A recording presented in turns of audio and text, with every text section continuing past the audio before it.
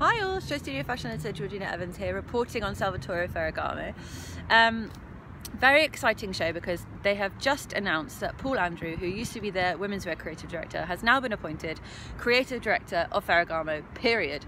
So very exciting. I believe it was autumn winter 18 that was his first women's wear show, having worked in accessories and footwear before, I believe. And now autumn winter 19, he's the creative director of Ferragamo altogether. Very impressive, I would say. It sounds like Paul Andrew is doing an exceptional job, and certainly for spring summer 19, I know the press and buyers were enamoured with the collection, the handkerchief, scarves, the wonderful sandals. So really, it seems like Paul Andrew is really taking it in his stride and doing it exceptionally well at the house. And this collection was certainly an indicator of that. There was a real luxury that could be found in this collection. It was just enticing and comforting, and really just made you feel warm and fuzzy. And I don't know if that's just because it's absolutely freezing in Milan at the moment. Yesterday I was doing a wonderfully sunny review and now I'm very cold. But actually I think that might be partly down to the environment, the feeling of comfort, but also incredible luxury, and this whole family mood that we saw this collection. So I'll set the scene a little bit. The location was Rotonda della Bassana, which was a beautiful building with wonderful high ceilings, lots of arches and podiums, and you kind of walk through these grand columns to find your seat. And as per usual with a luxury fashion show, kind of beautiful beige warm carpeting and these grand high ceilings, and as magically grand as it was, you actually felt quite luxurious and quite at home. That's what I keep saying about this comforting. It felt really comforting. I don't know if that's just the warm, but I got in and I felt really like I was being swaddled, which I really enjoyed.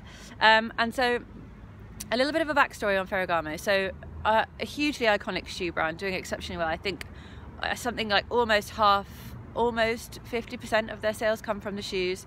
They are hugely iconic, have been going since the 20s, I believe, and they've styled all the Hollywood starlets. So Marilyn Monroe's famous scene in the 7-Year Itch with her skirt blowing on the grating is she's in Ferragamo shoes in that. So that gives you a bit of an indicator as to how iconic this brand is for their shoes. And so that's why I was a little disappointed by some of the women's wear shoes. Boots that were ostrich and the boots with logos were really strong, and we saw those. We've seen those when Paul Andrew joined women's wear. That's when those shoes got introduced, and so those are great boots. Absolutely love those. I was really pleased to see them again. However, slightly pointed flat shoes with a white sock tucked into them with a strap over, and I know that this sock and shoe combination is really trendy at the moment. Lots of people doing socks and sandals, but actually it felt a bit odd at the end of these beautifully luxurious clothes to have something that felt a bit, dare I say, clunky. So I was a little bit disappointed with that. The menswear shoes, however, really strong, really great, rich brown shoes, and some really nice different capped, I think, boots or trainers. They looked slightly like an amalgamation of both. So really impressed with those. So menswear, yes. Women's wear, slightly no. But as I say, the logo boots and the ostrich leather boots are beautiful. Love those. So let's talk about the fashion. So some really amazing textures, and I feel like I keep saying textures a lot here in Milan, and that's partly because I'm getting the impression that Italian fashion really succeeds at bringing lots of different textures to the fold, and that's partly because of all the leathers, I'm assuming. So lots of fantastic leathers in this collection, some really beautiful mandarin leathers, beautiful coats belted at the waist in this buttery leather. You just want to reach out and touch it. It looks so fantastic.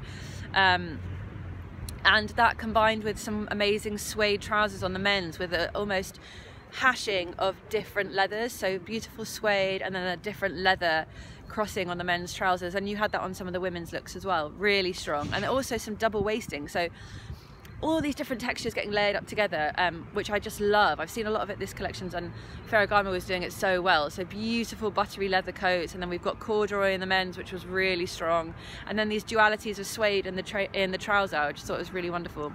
There was also some really nice silhouettes. So as you say, you've got this buttery leather coat, but then also there's these puffer jackets as well, and they're not really puffer jackets, but they are puffed jackets. So really strong. I think they were almost velvety in these wonderful blues, and those are just giving this kind of a silhouette to the models, but I don't mean that in a negative way. It was just a really nice shape to see with such beautiful leathers combined, so I absolutely love those. One of the things I thought was really strong as well is that a lot of these looks, basically a lot of blazers, coats, leathers, everything was belted with a drawstring.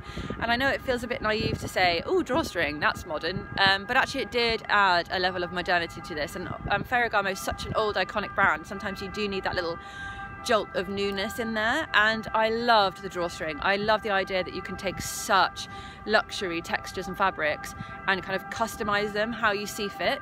And I also love the drawstring pattern at the back that gets created. So imagine you've got this wonderful blazer pulled tight around the waist, and so as the model walks back I get this beautiful line of kind of crunching and crinkling from the drawstring, and I thought that was really wonderful, especially in the leathers. To see leather do that I think is really nice, really strong. Other great winners are some textiles and scarf-like prints. So Paul had been looking at some of the archival prints from the house to make these scarf prints, and those came on bags and skirts and in full dresses. The first time I saw it I wasn't too sure about it because it was tucked under quite a brightly coloured coat, but the more it came out, the more I was like, actually this is really beautiful. And I think some of those were in silky textures, and then more prints in almost a Highland fashion. One of my favourite looks was worn by a model, Selena, and that was kind of knee-length open skirt with fringing, and I thought that was another wonderful texture amongst all these leathers and beautiful what looks like wool cashmere blend. So it just is kind of the pinnacle of luxury to me. Beautiful, beautiful textures. I keep saying textures, but actually you just wanted to touch all the clothes.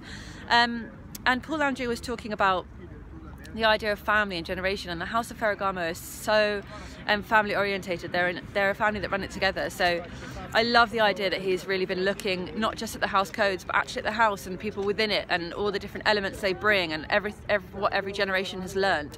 And this collection did feel like generational in the sense that there's something for multiple ages, and sometimes I feel like, particularly with brands like Ferragamo, you feel like it's very much hitting a specific demographic, a specific target, but this felt very approachable for all ages, and I don't say that often, so congratulations Ferragamo on that one.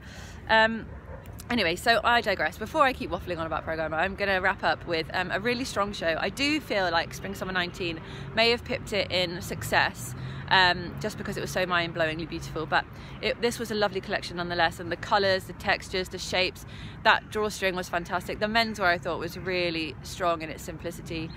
Slightly disappointed in the footwear, but I will forgive them for the clothes that make up for it. Thank you guys very much for watching. A few more reviews to do, and Paris begins on Monday,